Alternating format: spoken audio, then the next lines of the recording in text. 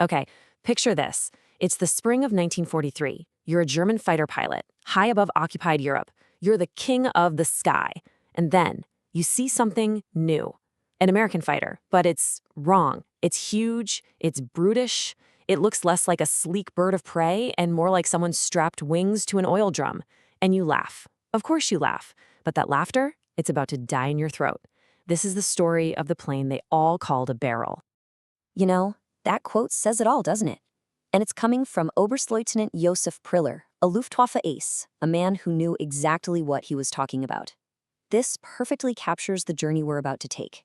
It's a story about a radical transformation, from a complete joke to an absolute juggernaut. It's about how an aircraft, ridiculed by everyone for the way it looked, ended up fundamentally rewriting the rules of air combat.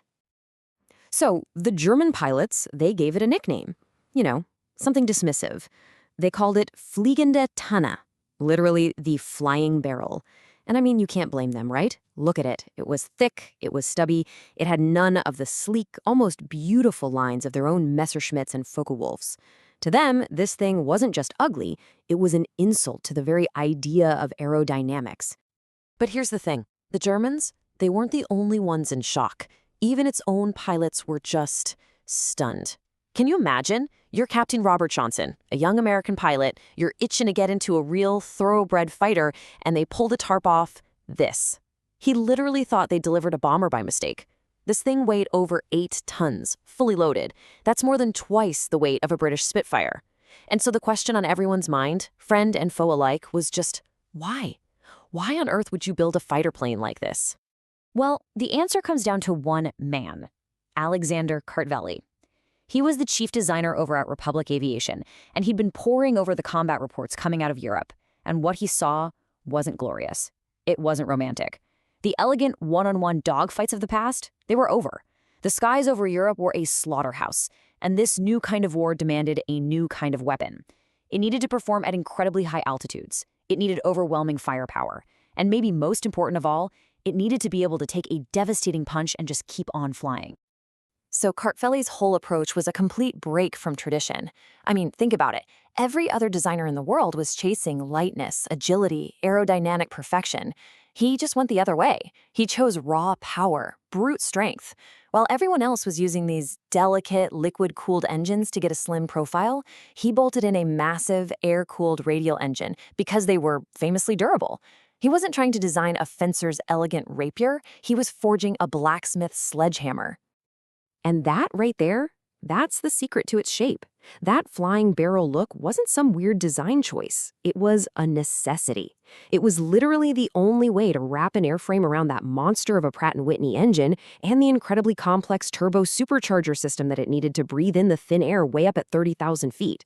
The form was dictated completely by its brutal function. It had to be a barrel.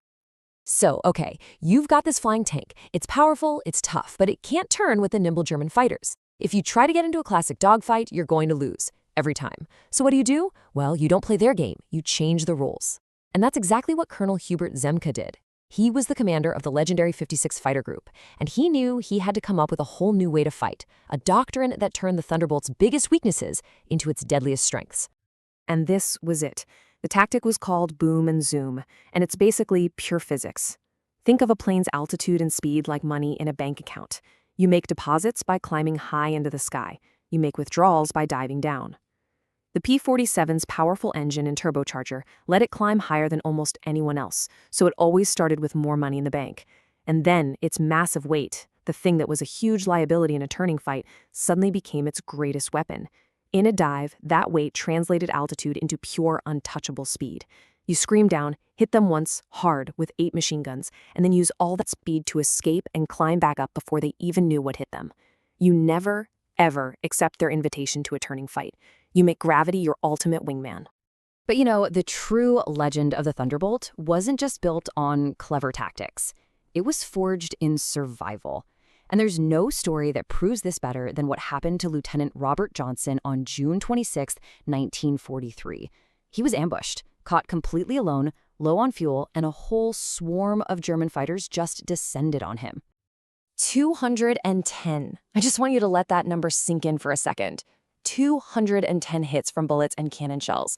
His plane was absolutely shredded. The fuselage was basically a sieve. His controls were practically severed. The canopy was jammed shut, trapping him inside what was, for all intents and purposes, a flying coffin.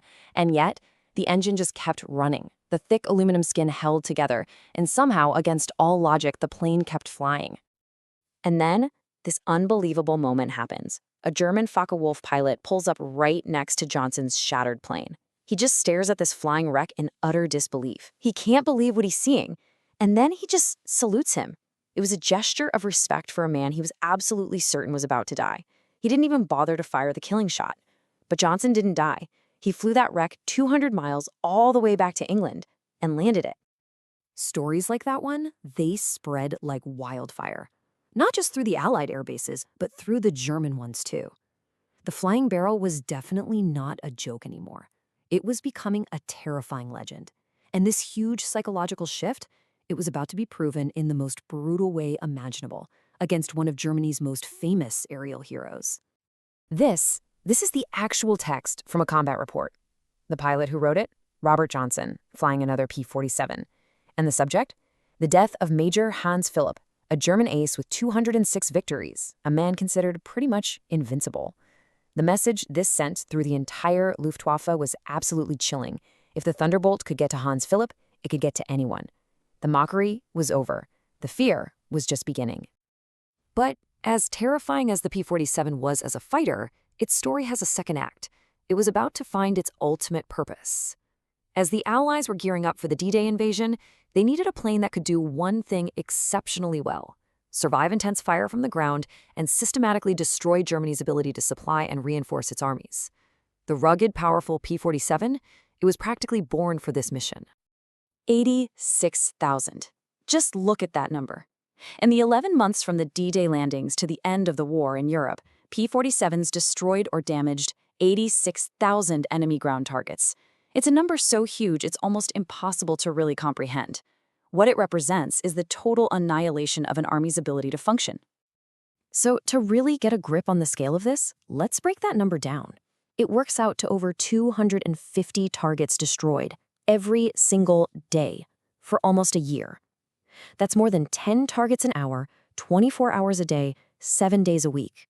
It was a constant, grinding, relentless process of destruction, raining down from the sky. And this wasn't just random chaos either. Look at what they were hitting: railroad cars and trucks.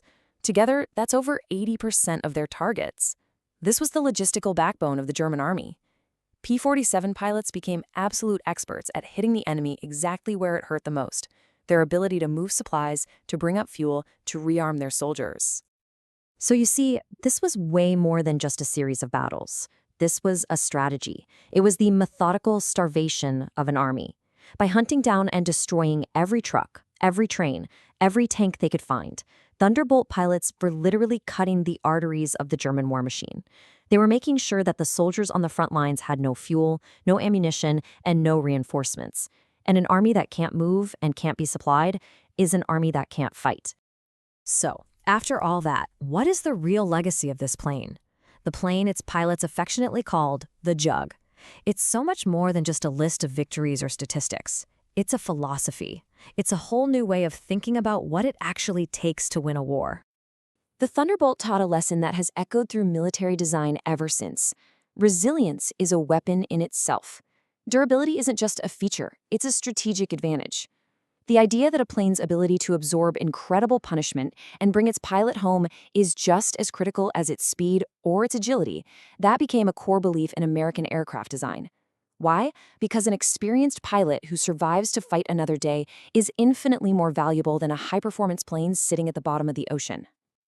And this isn't just history. You can see that philosophy alive and well today. Just look at the A-10 Thunderbolt II, much better known as the Warthog. It is the direct spiritual successor to the P-47. It's not pretty, it's not fast, but it is built around a ridiculously massive gun, and it is legendary for its ability to absorb unbelievable amounts of damage and, most importantly, bring its pilot home safely. The spirit of the Jug is still flying. And that kind of brings us to a final thought, doesn't it? The story of the P-47 is such a powerful reminder about not judging a book or a plane by its cover. It really forces us to ask ourselves, What's the flying barrel in our own lives, in our work? What idea or person or tool have we dismissed just because it didn't look the part? And in doing so, maybe we missed its true, hidden, and brittly effective power?